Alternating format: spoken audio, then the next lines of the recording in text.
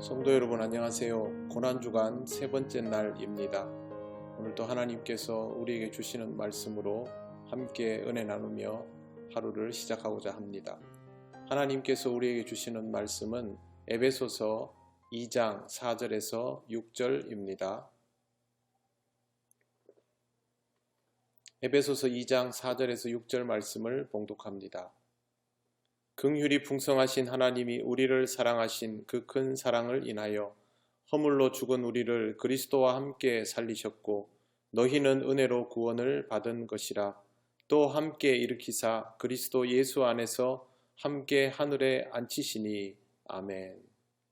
오늘은 수요일입니다. 성경에는 고난주간 수요일에 예수님께서 무엇을 하셨는가에 관한 기록이 나와 있지 않습니다. 하지만 이렇게 소개되어 있지 않은 날에도 주님은 우리를 위한 십자가의 걸음을 쉬지 않고 하셨습니다. 오늘 성경 속에 나오는 주님의 사랑을 함께 묵상하면서 보이지 않는 주님의 사랑을 느끼기를 원합니다. 긍휼이 풍성하신 하나님이 우리를 사랑하신 그 큰 사랑을 인하여, 이 말씀을 이해하면 좋겠습니다. 지난 사순절 묵상에서 이 본문을 가지고 제가 사랑이 무엇인지 모르면 사랑을 받아도 그게 사랑인지를 모른다는 말씀을 전한 바 있습니다. 사랑을 모르는 사람은 사랑조차 부담스러워할 수 있는 것이 사실입니다. 이런 우리가 어떻게 사랑을 알게 되었을까요? 우리 안에서 사랑이 그냥 자라난 것도 아닌데 말입니다. 그건 바로 하나님의 긍휼하심 때문이었습니다. 긍휼하심은 사랑을 알지 못하는 사람, 그리고 사랑하지도 않는 사람, 이런 사람도 사랑할 수 있는 마음입니다. 하나님은 호세아에게 음란한 여인과 결혼하라 하십니다. 그렇게 해서 맞이한 아내가 고멜입니다. 호세아도 고멜을 사랑하지 않았고 고멜도 호세아를 사랑하지 않았습니다. 그러는 중에 아이들을 낳았지만 이 아이들은 조금도 축복받는 자녀가 되지 못했습니다. 그리고 끝내 고멜은 호세아의 곁을 떠나버립니다. 그때 하나님은 이 여인을 다시 사랑하라 하시며 여인을 데려오기 위해서 기꺼이 값을 지불하도록 호세아에게 말씀하셨습니다. 그리고 이것이 범죄한 이스라엘을 향한 하나님의 사랑인 것도 분명하게 가르쳐 주셨습니다. 하나님의 사랑은 하나님이 이스라엘을 사랑하기에 그 사랑을 받아주는 그런 사랑이 아니라 전혀 사랑받지 못하면서도 포기하지 못하고 마음에 품는 그런 사랑입니다. 그걸 호세아에게 알려주셨고 이스라엘에게 전하게 하시려고 호세아를 부르셨던 것입니다. 이것이 바로 긍휼입니다. 우리가 사랑을 몰라도 사랑을 받다 보면 결국 그것이 사랑인 줄을 알게 되는 때가 있지요. 그렇게 사랑을 알게 만들어주는 힘, 하나님은 그 긍휼하심으로 우리를 사랑하신 것입니다. 나를 사랑해줄 준비가 전혀 되어 있지 않은 사람을 사랑하는 것은 결코 쉬운 일이 아닙니다. 여기에는 대가가 따르고 고통이 따릅니다. 하나님은 우리를 위하여 이것을 기꺼이 감수하셨습니다. 긍휼이 풍성하신 하나님이 우리를 사랑하신 그 큰 사랑을 인하여, 우리는 먼저 하나님이 우리를 위하여 얼마나 말도 안 되는 선택을 하셨는지를 알 필요가 있습니다. 이 선택은 바로 예수 그리스도를 죽게 하는 것이었습니다. 행복하기 위해서 짝을 찾는 사람이 많지만 그 사람들 중에 제대로 된 행복을 누리는 사람이 의외로 그렇게 많지 않습니다. 가장 큰 이유는 상대방보다 자기 자신을 더 사랑하기 때문입니다. 자기 자신을 위하여 상대방을 사랑하는 사람은 결코 자신을 내어주는 법이 없습니다. 물론 이건 제대로 된 사랑이라고 할 수도 없지만 세상은 이런 사랑을 당연하게 여기죠. 진짜 사랑은 자신을 사랑하는 것이 아니라 타인을 나처럼 여기는 것입니다. 하나님께서 우리에게 보여주신 사랑은 하나님을 위한 것이 아니었습니다. 예수님을 위한 것도 아니었습니다. 만약 그런 식이었다면 독생자를 내어주실 수 없었을 겁니다. 하나님의 사랑은 오직 우리를 위한 것이었습니다. 하나님을 잘 알지도 못하고 하나님을 사랑하는 것은 생각지도 않고 자기 자신을 사랑할 줄도 모르는 그런 우리를 위한 것이었습니다. 여러분 자식을 많이 사랑하시죠? 남편 여러분은 아내를 많이 사랑하시죠? 아내도 남편을 많이 사랑하시죠? 자녀이신 분들은 부모님을 많이 사랑하시죠? 이것이 제대로 된 사랑법인 것을 알 수 있는 방법은 내가 누군가를 이렇게 사랑하면 부모를 사랑하고 자식을 사랑하고 이렇게 하면 저 사람이 나를 사랑해 줄까를 생각하는 것이죠. 만약에 그런 생각을 하고 있다면 좀 전에 말씀드린 제대로 된 사랑법이라고 할 수 없고 그런 것 생각하지 않고 그냥 사랑하고 있으면 그건 제가 조금 전에 설명드린 그런 사랑법과 비슷하다고 할 수 있습니다. 내가 누군가를 사랑하면서 다른 사람으로부터 이렇게 하면 나도 사랑을 받을 수 있을까를 생각하지 못하는 이유는 내가 그 사람을 아무리 사랑해 주어도 모자란다라고 느끼기 때문입니다. 그것은 상대방을 위하여 기본적으로 긍휼한 마음을 가지고 있다는 뜻입니다. 이런 의미에서 긍휼이 곧 사랑일 수 있습니다. 결국 하나님은 그런 마음으로 우리를 위하여 독생자를 내어주셨습니다.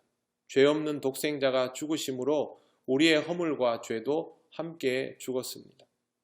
그리고 그리스도가 다시 사심으로 죄로 인해 죽을 수밖에 없었던 우리도 다시 살게 되었습니다.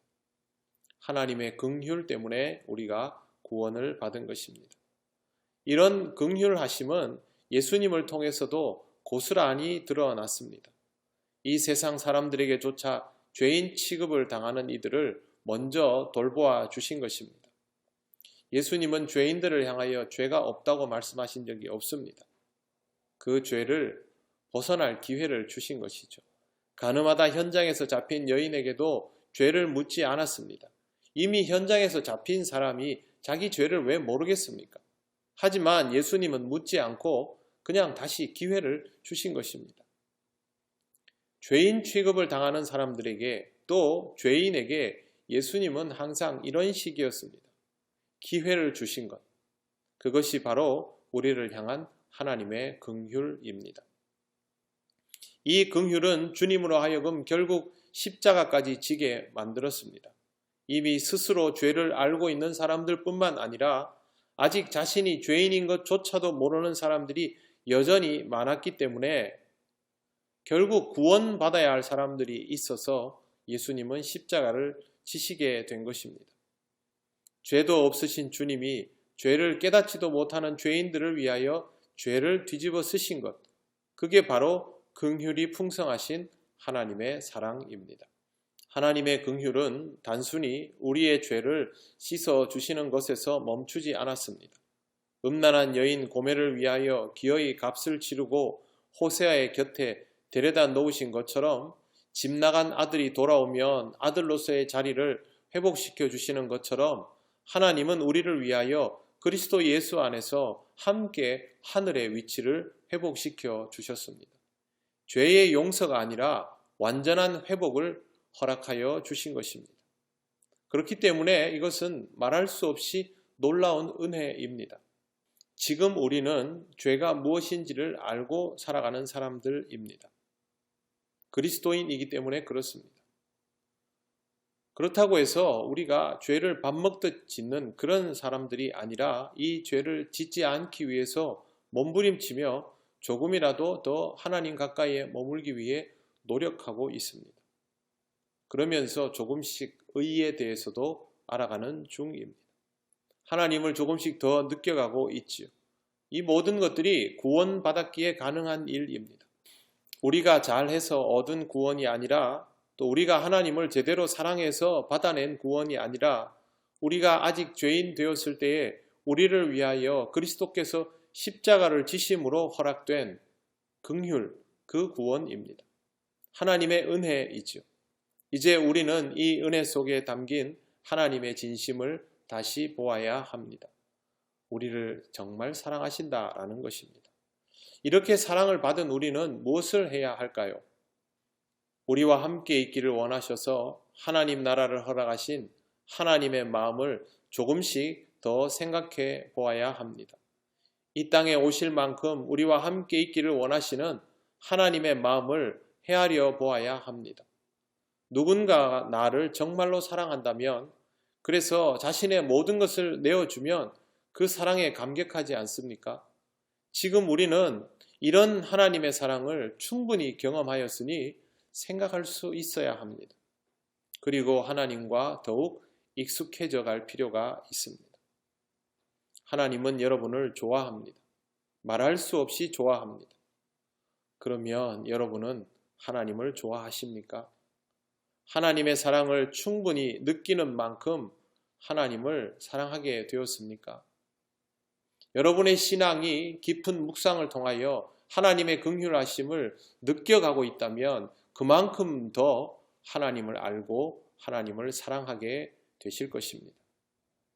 하나님의 마음을 깊이 생각하며 이 땅에 직접 오신 주님을 생각하며 오늘 하루를 채워 나가시기를 바랍니다. 하나님께서 여러분과 함께 하셔서 하나님의 마음이 어떠한지를 여러분으로 하여금 충분히 느끼게 해 주실 것입니다. 기도드리겠습니다. 거룩하신 하나님 아버지, 하나님을 향한 저의 마음이, 또 우리의 마음이 우리를 향한 하나님의 마음에 비할 바 되지 못한다는 것을 잘 압니다. 그러나 하나님 아버지, 이 하루를 통하여 하나님이 우리를 사랑하시는 것을 조금이라도 더 느끼게 하시고 그 사랑을 온전히 경험하며 또 하나님을 사랑해 나갈 수 있는 심령이 되게 하여 주시기를 원합니다. 하나님의 사랑을 느낄 때마다 하나님을 더 사랑하고 있는 우리를 발견하게 되기를 간절히 원하오니 성령님, 우리로 하여금 이와 같은 은혜를 경험하게 하옵소서. 이 하루를 온전히 하나님께 맡기오며 예수님 이름으로 기도드립니다.